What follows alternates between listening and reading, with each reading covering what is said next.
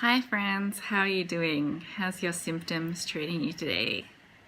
Well, last year I went into remission from my FND symptoms and I had a couple of months where I was doing fairly well. And then in February 2018, I had a couple of days where I had symptoms come on. I had some temporary paralysis in my legs. I had some stuttering and some kind of spasms in my back and a bit of hand clenching.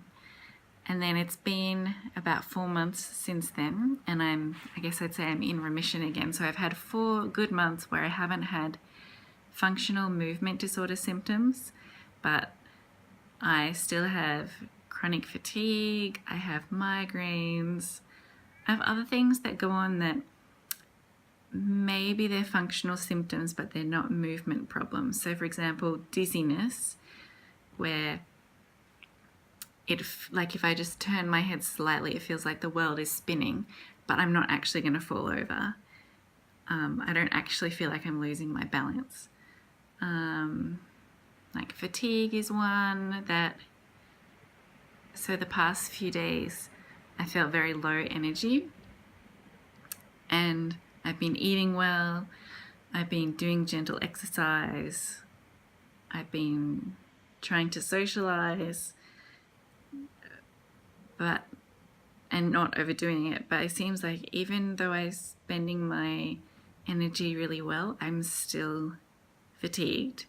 And we can try to find what's causing this. Is it because I ate that, or did I overdo this, or But in the end, sometimes I just have to say, look, there's no explanation. This is how I'm feeling today. It sucks. And just get on with it. But one thing I've been finding really hard is being kind to myself about having to cancel on something, or I've been going to the gym to do kind of walking and some gentle strength exercises, and I've been finding that good. But then if I can't go to the gym because of fatigue or migraine, then I get really down on myself, like, you should be able to do this every day. You're just weak. You're giving up too easily. And that's a mind battle. And thankfully I have some friends who I chat with online, and so when I'm having a hard day, they can just remind me, hey Lenny, even a regular person without a chronic illness doesn't go to the gym every single day. And it's okay if you don't feel like it some days.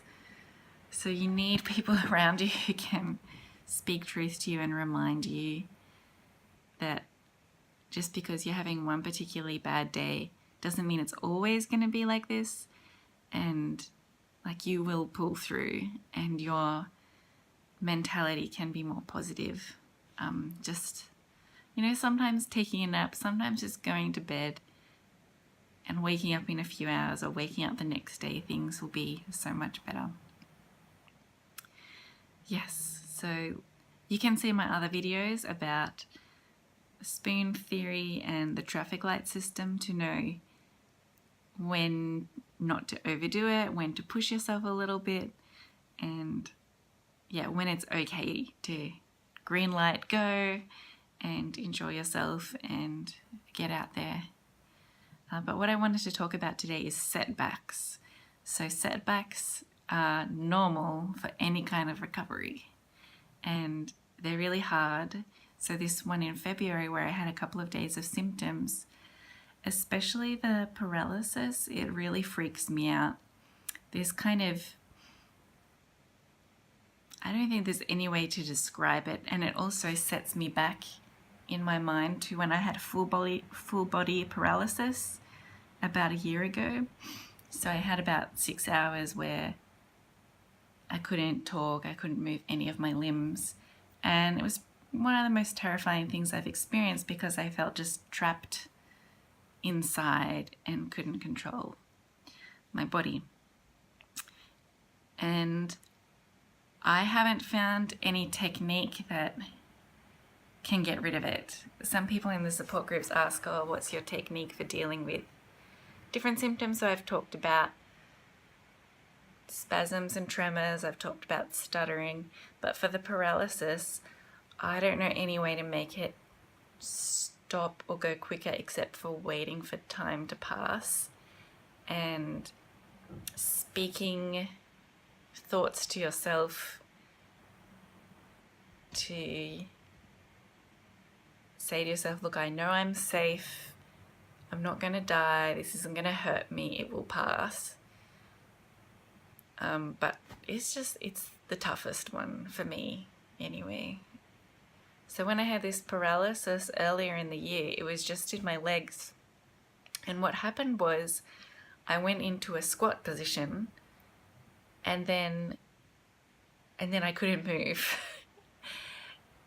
And it's like that triggered something, some neuro pathway in my brain, and then the legs I couldn't stand up, and I used my hands to like lift my body into a chair, and I tried banging on my legs. I was trying not to freak out, and also my friend was depending on me to be able to drive her home afterwards. And so my mind started going, oh, what if it doesn't go away? What are we going to do? Am I going to have to get an ambulance?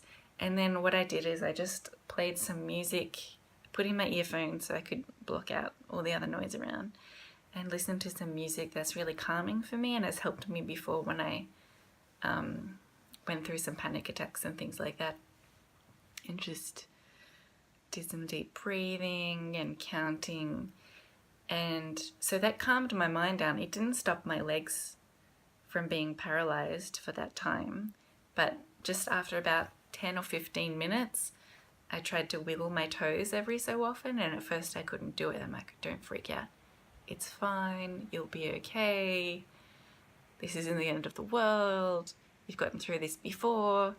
And then doing some more breathing and listening to music and trying to distract myself from the fact I couldn't move my legs. And then eventually I was able to move them again and it was fine.